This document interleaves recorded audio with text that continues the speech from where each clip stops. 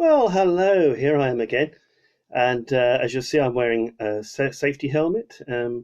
That's in government guidelines, which we are apparently allowed to interpret as it suits us. So if I think this is going to protect me from the virus, it's going to protect me from the virus. Well, here I go again, with apologies to Gilbert and Sullivan.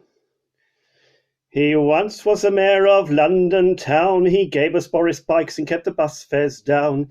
Each article he wrote earned a very large check, whilst casually offending with his oh-so-brass neck.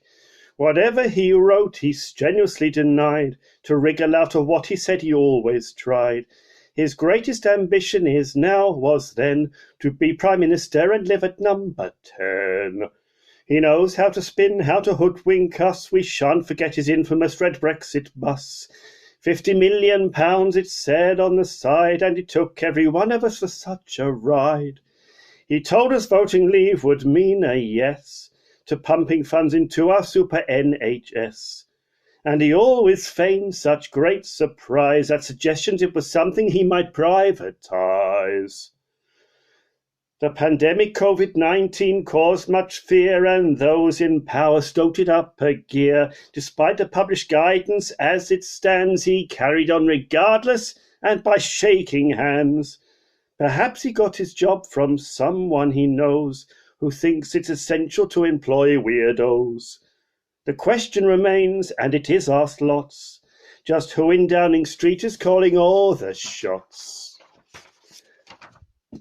The messages are all very much unclear, open to interpretation, so many fear. Stay alert, they say, still means stay at home, and go fishing in your backyard like a garden gnome.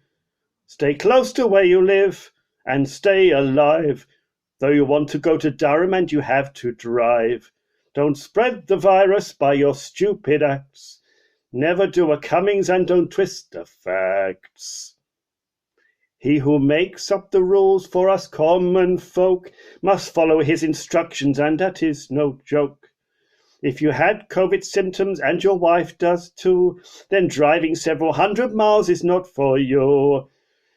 Go back to your house and accept your fate. To avoid your own demise, you must self-isolate and keep affected kids away from Darby and Joan. They can speak to their grandparents on the telephone. Now the number of symptoms has increased, with 2 new ones added to the list at least. Persistent cough, high temperature as well. Now we must look for changes to both taste and smell. This whole episode, one often thinks, is surrounded by hypocrisy so much it stinks. Whilst the time advantage Boris let go to waste is just one more example of supreme bad taste. One Sunday afternoon not long ago, Boris put on yet another little show, his tone Churchillian, deliberate at pace, sowed utter confusion in the populace. Next day the transport system overflowed, with wall-to-wall commuters who aboard had stowed. No social distancing could one see. All guinea pigs for Boris herd immunity. Every evening, when our ministers speak, the information gets another little tweak. They claim we are world leaders, but methinks you'll find we're following the world, we've fallen far behind. No matter what has happened, we'll hear them say, well, we're following the science, it's the only way. Thus science has become the new scapegoat, and the names of all the scientists they never quote.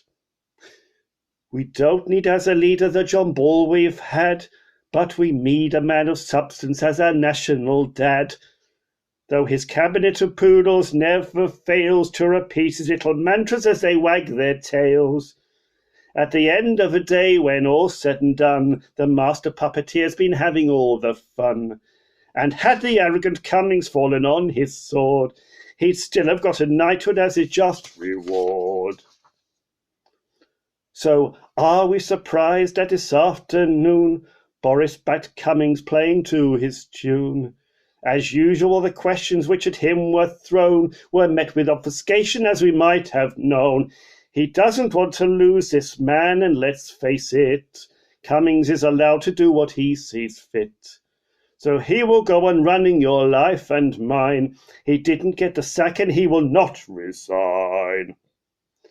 As sung by Elton John, so often heard, sorry seems to be the very hardest word. When we make mistakes, why not show our best side? Admit our error, not give way to pride. Political expedience should not dictate the offender's future, whether small or great. Integrity means zilch to the establishment. There are no moral values, that is evident. What is the lesson that we can draw? Is there something in the guidance that's new from before? What does it mean to use one's common sense when every rule that Cummings broke had a defense? Please do not copy him, but do as you're advised. When civil servants break the rules, don't be surprised. You know that in complying you are morally right, and when the next election comes, your vote's your might. Something to remember, everyone, as sure as the moon is lit up by the sun. Though Boris wants to emulate the great Churchill, he only picks and chooses certain traits at will, whilst he'd like to think he represents John the Bull, just because his lessons all took place at Eton School. When the war was over after victory, Churchill was chucked out, and then in came Attlee. And thank you all.